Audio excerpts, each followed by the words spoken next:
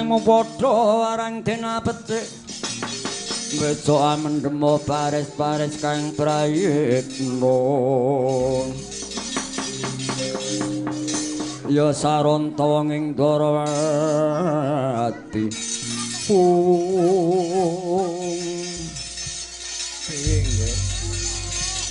putraku nggih Indra lan Brahma bisa antuk karya apa ora nggonmu ngundurake paramuka saka negara Giling Wesi. Waduh, ngaturaken ketiwasan Rama.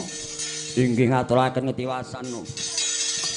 Dinten menika sedaya para Jawata sami kasoran juritipun mangsa yuda kaya Nalendra saking Giling Wesi Prabu Kala Pratana sak langkung sekti mandra guna prayojaing jurit Palugun. Wah, lajeng kados pundi Adi Guru menika sedaya para Jawata sami kasoran juritipun sak menika mekaten Kakang. Miturut saking kodrating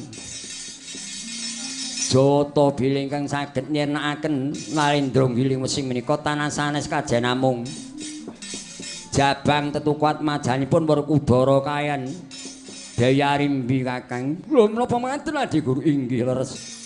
Namung kawin ngono dasa mangkih wiwit lair jabang tetuko ingga sepriki sampun meh ndungkap tigang warsa laminipun inggih menika ponang ari-ari dereng saged pisah saking puseripun pun tetuko sabab menapa madha dhateng saring gegaman. Gegaman ingkang landhep boten saged nedhasi inggih menika pun ari-aripun tetuko menika. Wah, lajeng kados pundi Adi Guru? Menika ingkang saged damel magas utawi mugut useripun pun tetuka tanah sane kajan namung pusaka kadewatan nggih menika pun Kunta Wijayandani nggih Kunta Wijaya Capa ingkang mairangka kajeng Stubamaya. Oh mekaten Adi Guru inggih. Pramila wekdal samangkih mumpung pun putu kula Permadi ingkang nembe teteki yoga brata wonten ing wana Palasrara. Ngemban perintahipun pun Werkudara ngupadi syarat sarana wujuding pusaka damel magas ari-aripun pun tetuka menika. Menapa ngaten Adi Guru inggih. Pramila monggo paduka kula aturi njugaraken Pramadi anggenipun tapa wonten ing wana Palasara. Menika Kunta Wijaya Capa paduka paringaken pun Permadi supados damel magas puseripun pun jabang tetuka.